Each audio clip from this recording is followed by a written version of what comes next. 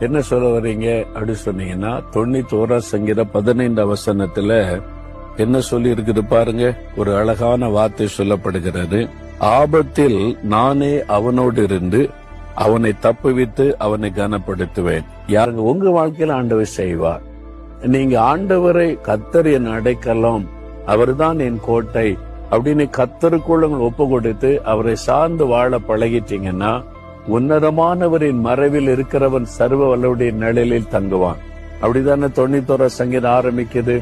அதனால கர்த்தரை சார்ந்து அவருடைய நிழல்ல நீங்க தஞ்சமடைந்து வாழ பழகுங்க. உங்களை தப்புவிப்பார், உயர்த்துவார், கனப்படுத்துவார். இன்றைக்கு ஆண்டவரை பார்த்து சொல்லுங்க, ஆண்டவரே நான் இந்த ஆபத்தான இக்கட்டான சூழ்நிலையில் இருக்கிறேன், ஜார்ஜ் வாஷிங்டன் போல நானும் ஜெபிக்கிறேன் அப்படின்னு ஆண்டவருடைய சமூகத்துல ஜெபிக்கிறீங்களா?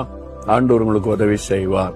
தகப்பனே, யார் யார் இந்த நேரத்தில் ஆபத்துல இக்கட்டில நெருக்கத்தில் இருந்து ஆண்டவரே எனக்கு உதவி செய்யும், என்னை தப்புவியும் என்று ஜெபிக்கிறார்களோ, உம்முடைய மகனை மகளை தப்புவித்து அவளை உயர்த்தி அவளை கனப்படுத்தி மேன்மைப்படுத்தும். இன்றைக்கே ஒரு அற்புதத்தை அவர்கள் காணட்டும். இயேசு கிறிஸ்துவின் நாமத்தில் ஜெபிக்கிறேன். ஆமேன், ஆமேன்.